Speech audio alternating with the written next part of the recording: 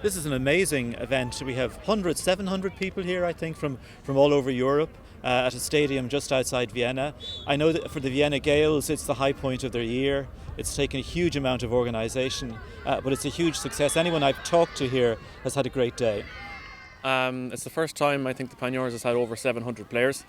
So it was a big organisational task. I was out all day yesterday putting up goalposts and whatnot. But so far everything's going to schedule and we're pretty happy with it. If only the weather would be better, then we'd be even happier. For Vienna, I mean, the GAA here in Vienna has grown from a very small body to quite a large one now, but it's not on the same scale as some other cities in Europe. So the people have to work together very closely here. But here in Vienna, they're attracting more and more non-Irish people. There's a lot of Austrians now joining, a lot of other nationalities from the UN organisations. But I know they've worked really hard together to bring this to Vienna, and it's as you say, it's a big celebration. What do the numbers say about where Europe is at the minute? Well, we're now heading over 90 clubs and growing numbers of hurling clubs, camogie clubs, ladies football clubs and of course men's football. And we're now approaching almost 50% of non-Irish born players across Europe, which is one of the things that I'm most proud of. It's amazing, like when we think about the Irish sports that we have, and we bring them over to these parts, and then people start playing them, and they're no longer Irish sports. They're everybody's Gaelic football. The last time I had a look, we'd over 45 nationalities playing Gaelic football in the 90 clubs across Europe, which is located across 21 countries. And I mean, those statistics just speak for themselves. Gaelic football abroad in general is in root health and it's growing all the time. So I think to host a big tournament like this and have all these people come together and realise how social a tournament as well as how enjoyable a sport it can be, I think it can only help grow the sport outside of Ireland, which is great for Irish communities abroad, outside of Ireland. And do you think this experience, this event this weekend might help your club grow a little bit more?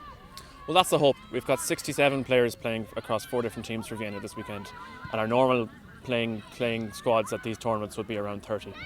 So we've doubled the size of our playing teams at this, so hopefully we'll hold on to them, and next year we've built for the future and we'll have some strong squads next year as well.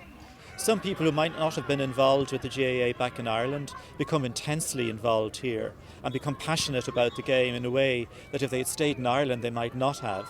And you do find the Irish, some of them, becoming more Irish in Vienna than they've ever been in Ireland.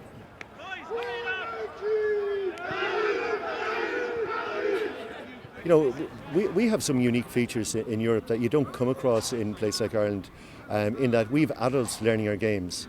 So we have to allow for that and compensate for that. But the great thing is that even if you have experienced Irish players, they're prepared to help coach and coax and motivate new people who are coming along.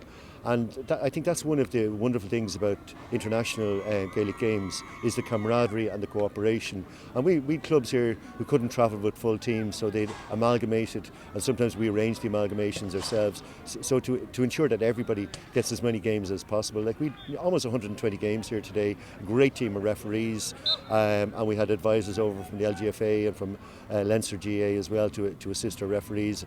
And the support of the GAA, Leinster GAA, who we're twinned with, and the Ladies Gaelic Football Association is hugely valued and appreciated by us.